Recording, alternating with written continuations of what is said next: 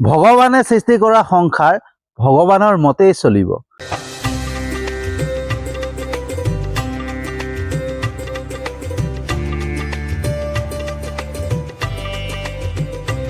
Good evening বন্ধুসকল, শুভ সন্ধ্যা। তো বন্ধুসকল, আমি সংসাৰত অহাৰ পিছত আমিয়ে সকলো হৈ পৰোঁ, আমিয়ে সৰ্বে সৰ্বা হৈ পৰোঁ, হয়নে?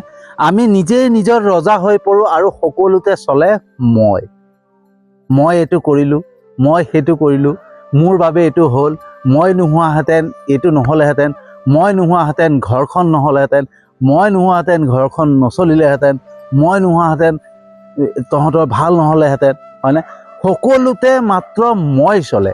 কিন্তু এই মই শব্দটো প্ৰকৃততে হয় কোন?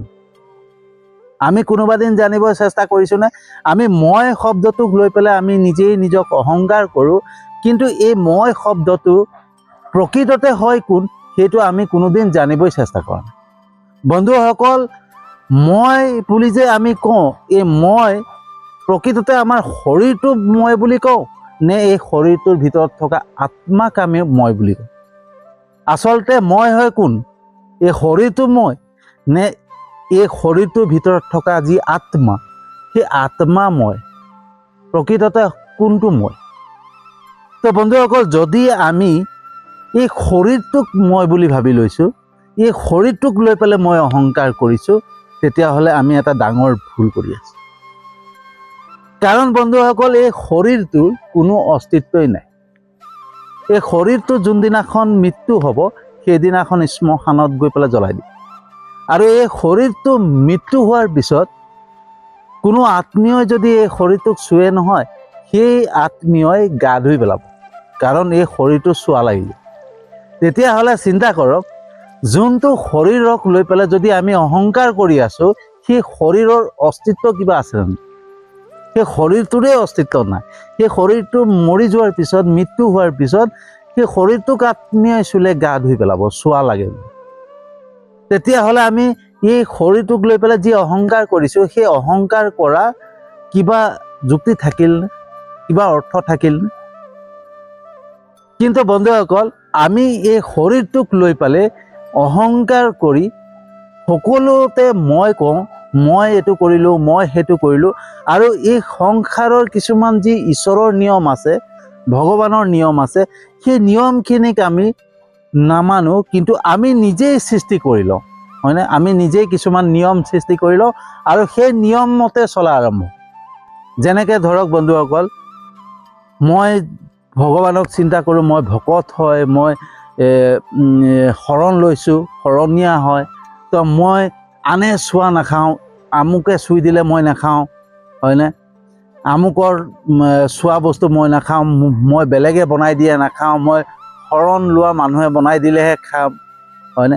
তো আমি আনে চুলে আমি সেই বস্তুটো অপবিত্ৰ হৈ যাব বুলি ভাবোঁ, আনে আমাক চুই দিলে অপবিত্ৰ হৈ যাব বুলি ভাবোঁ, হয়নে?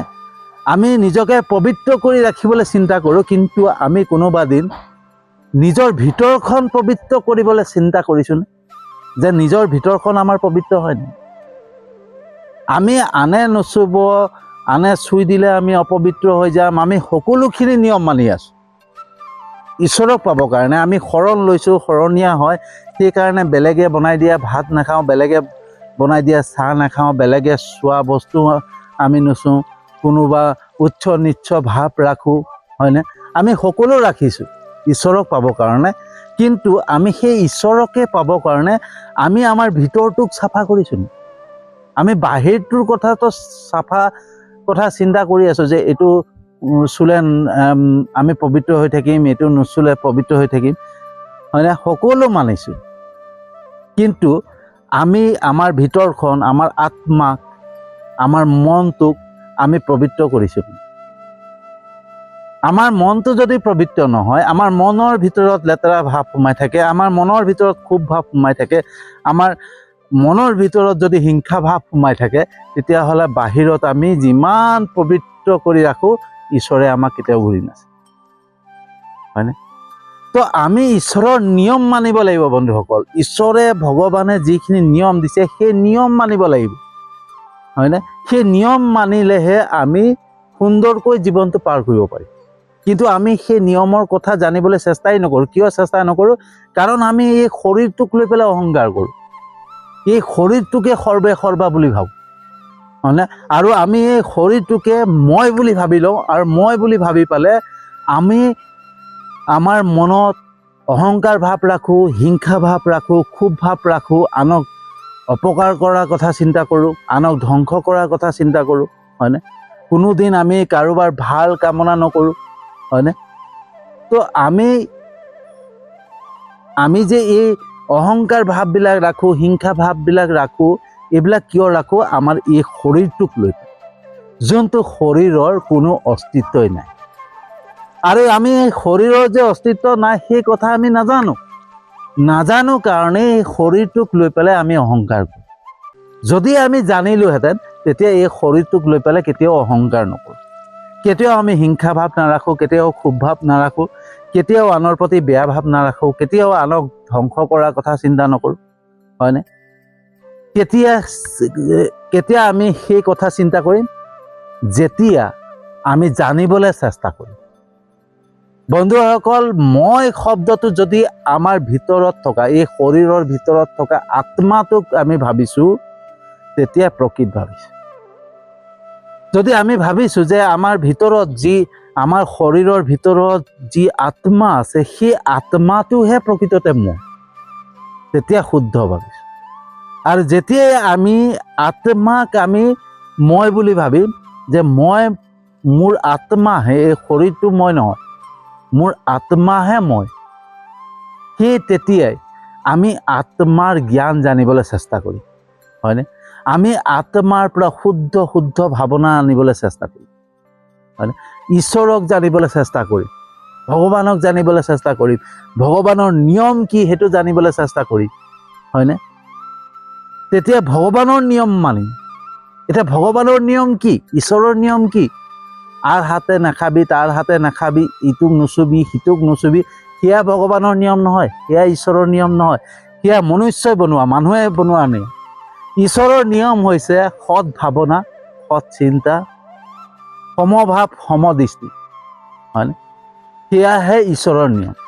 আমি যাতে সকলোকে সমভাৱেৰে চাওঁ, সমদৃষ্টিৰে চাওঁ, সকলোকে ভাল চকুৰে চাওঁ, হয়নে? সকলোৰে প্ৰেম ভাৱেৰে চাওঁ, সকলোকে সদায় মিলি থাকিবলৈ বিচাৰোঁ, কাকো আঘাত লগাকৈ কোনো কথা নকওঁ, হয়নে? সকলোকে ধন্যবাদ, কৃতজ্ঞতাৰে সদায় কথা পাতোঁ, অসহায়জনক সহায় কৰোঁ, বিপদত পৰাজনক উদ্ধাৰ কৰোঁ। আমি যেতিয়াই আনৰ কথা চিন্তা কৰিম, তেতিয়াই জানিম যে আমি আত্মাৰ পৰা চিন্তা কৰিছোঁ। আৰু যেতিয়াই আমি নিজৰ কথা চিন্তা কৰিম, আমি নিজৰ কথা ভাবিম, তেতিয়াই জানি ল'ব সেইটো আমি শৰীৰটোৰ পৰা কথা পাতিছোঁ। কিন্তু এই শৰীৰটো কোনো অস্তিত্বই নাই। আমি এই শৰীৰটোকে আমি লৈ পেলাই অহংকাৰ কৰোঁ, আনৰ লগত কাজিয়া কৰোঁ, আনক প্ৰতি ক্ষোভ ভাৱ ৰাখোঁ, আনক হিংসা কৰোঁ, আনক বেয়াকৈ কওঁ, আনক আঘাত দিওঁ, হয়নে? আৰু এই যে আনক আঘাত দিওঁ, দুখ দিওঁ, আমি সেইটো কোনোদিন জানিবলৈ চেষ্টা নকৰোঁ যে তাৰ পৰা আমাৰ পৰিণাম কি হ'ব পাৰে, তাৰ পৰা আমি কি ভুগিব পাৰোঁ। বন্ধুসকল, সকলো কথা সোমাই আছে এই মই বোলা যি শব্দ, এই মই শব্দটোৱে সোমাই আছে। যদি আমি মই বুলি ক'লে আমাৰ শৰীৰটোক ভাবিছোঁ, তেতিয়া আমাৰ মনতে অহংকাৰ আহিব, হিংসা আহিব, আনৰ প্ৰতি বেয়া ভাৱ আহিব, বেয়া চিন্তা আহিব। তেতিয়া আনক অপকাৰ কৰাৰ কথা চিন্তা কৰিম, আনক বেয়া কৰাৰ কথা চিন্তা কৰিম, নিজৰ উন্নতিৰ কথা চিন্তা কৰিম, নিজৰ কথা ভাবিম, নিজক কেনেকৈ ওপৰত ৰাখিব পাৰোঁ সেই কথা চিন্তা কৰিম, হয়নে?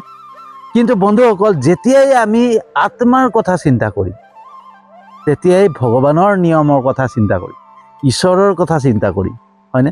তেতিয়া সেই ঈশ্বৰৰ প্ৰকৃত নিয়মখিনিক আমি মানিবলৈ চেষ্টা কৰিম, হয়নে?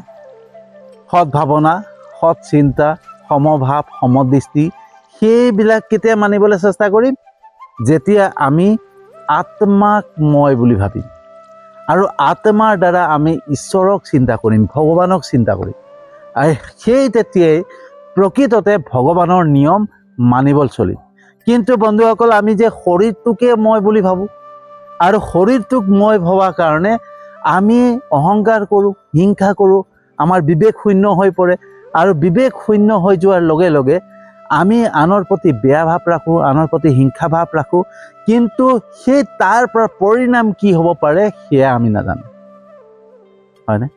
কাৰণ বন্ধুসকল, ঈশ্বৰে ব্ৰহ্মাণ্ডে এই সংসাৰত এটা নিয়ম বনাই থৈছে, এটা ছিষ্টেম বনাই থৈছে, যোনে যেনেকৈ দিব তেনেকৈ পাব। মই আনক যেনেকৈ দিম সেই তেনেকেই মই পাম, হয়নে? যদি মই আনক আঘাত দিছোঁ, মই আঘাত পাবৰ কাৰণে ৰেডি হৈ থাকিব লাগিব। মই যদি আনক দুখ দিছোঁ, ময়ো দুখ পাবৰ কাৰণে ৰেডি হৈ থাকিব। মই যদি আনক ধ্বংস কৰাৰ কথা চিন্তা কৰি আছোঁ, তেতিয়াহ'লে মোৰ সন্মুখত যে ধ্বংস ৰৈ আছে সেই কথাও চিন্তা কৰিব, হয়নে? মই ৰেডি হৈ থাকিব লাগিব যে মই আনৰ কথা ধ্বংসৰ কথা চিন্তা কৰিছোঁ, কিন্তু ময়ো মোৰ ধ্বংসৰ বাবে ৰেডি হৈ থাকিব লাগিব। কাৰণ আনক মই যেনেকৈ ভাবিম সেই তেনেকেই মই পাম, হয়নে? এয়াই ঈশ্বৰৰ নিয়ম, ভগৱানৰ নিয়ম, ব্ৰহ্মাণ্ডৰ নিয়ম, হয়নে? তো আমি যদি আনৰ কথা ভাল চিন্তা কৰোঁ, আনৰ সৎ ভাৱনা চিন্তা কৰোঁ, সৎ কথা চিন্তা কৰোঁ, সমভাৱ চিন্তা কৰোঁ, সমদৃষ্টি ৰাখোঁ, প্ৰেম ভাৱ ৰাখোঁ, তেতিয়া আমাকো সকলোৱে প্ৰেম ভাৱেৰে চাব, সকলোৱে আমাক ভাল ব্যৱহাৰেই কৰিব। আমি যেনেকৈ দিম তেনেকৈ পাম, এয়াই ঈশ্বৰৰ নিয়ম, হয়নে? আৰু ভগৱানে, ঈশ্বৰে এই সংসাৰখন সৃষ্টি কৰিছে। গতিকে ঈশ্বৰে যেতিয়া ভগৱানে এই সংসাৰখন সৃষ্টি কৰিছে, তেতিয়াহ'লে ঈশ্বৰৰ সংসাৰত ঈশ্বৰৰ নিয়ম চলিবনে আমাৰ নিয়ম চলিব? বন্ধুসকল, আমাৰ ঘৰখনত আমি 4টা সদস্য, হয়নে? মই, মোৰ ৱাইফ, মোৰ ভাইটি আৰু মোৰ ল'ৰা। এতিয়া এই 4টা সদস্যৰ ভিতৰত মই জ্যেষ্ঠ, আৰু মই যদি ঘৰখনত কিবা এটা নিয়ম বনাইছোঁ, সেই নিয়মমতেহে চলিব ঘৰখন। যে ৰাতিপুৱা সকলোৱে শুই উঠি গা পা ধুই ঈশ্বৰক প্ৰাৰ্থনা কৰিব লাগিব, ভগৱানক চিন্তা কৰিব লাগিব, সেইখিনি নিয়ম, হয়নে? সেই নিয়ম কোনে বনাইছোঁ? মই মোৰ ঘৰখনৰ কাৰণে বনাইছোঁ। তো মোৰ ঘৰখনৰ কাৰণে মই যি নিয়ম বনাইছোঁ, সেই নিয়ম যদি কোনোবা ঘৰৰ সদস্যই ভাঙে, সেই নিয়ম উলংঘা কৰে, তেতিয়া মোৰ খং উঠিব নাই, মোৰ মনটো বেয়া লাগিব নাই, দুখ লাগিব নাই? ঠিক তেনেকৈ বন্ধুসকল, ঈশ্বৰে ভগৱানে এই ডাঙৰ সংসাৰখন সৃষ্টি কৰিলে, হয়নে? তাৰ কাৰণে সৃষ্টি কৰিলে, আমাৰ কাৰণে। আৰু এই সংসাৰখন সৃষ্টি কৰাৰ পিছত ঈশ্বৰে কিছুমান নিয়ম বনাইছে, ভগৱানে কিছুমান নিয়ম বনাই থৈছে। সেই নিয়মখিনি যদি নামানি আমি নিজেই সৰ্বা হৈ পৰোঁ, আমি নিজেই নিজৰ ৰজা হৈ পৰোঁ আৰু নিজৰ কিছুমান নিয়ম বনাই পেলাই কাম কৰা আৰম্ভ কৰোঁ, তেতিয়া ঈশ্বৰৰ খং উঠিব নাই? ঈশ্বৰৰ মনত দুখ লাগিব নাই? ভগৱানৰ মনত অন্তৰত আঘাত লাগিব নাই? একবাৰ ভালকৈ গভীৰভাৱে চিন্তা কৰি, আমি যে টকা পইচাৰ অভাৱত পৰোঁ বা কিছুমান মানসিক অশান্তিত ভোগোঁ, কিছুমান দুখত ভোগোঁ, হয়নে? কিছুমান আপদ বিপদ আহি পৰে, কিছুমান সমস্যা আহি পৰে, এইবিলাক যে আহে, আমি কোনো এষ্ট্ৰলজাৰ বা জ্যোতিষীৰ ওচৰত নগ'লেও হয়, যদিহে আমি প্ৰকৃততে ভগৱানৰ নিয়মখিনি মানো। ভগৱানে প্ৰত্যেকটো ক্ষেত্ৰত ঈশ্বৰে উদ্ধাৰ কৰিব, যদি ঈশ্বৰৰ মতে আমি চলোঁ, ভগৱানৰ মতে চলোঁ। কিন্তু ভগৱানক অৱজ্ঞা কৰি পেলাই যদি আমি নিজৰ নিয়ম বনাই পেলাই আমি চলা আৰম্ভ কৰোঁ, তেতিয়া ভগৱানে খং কৰিব, তেতিয়াই আমাক ভগৱানে চকু মেলি নাচায়, হয়?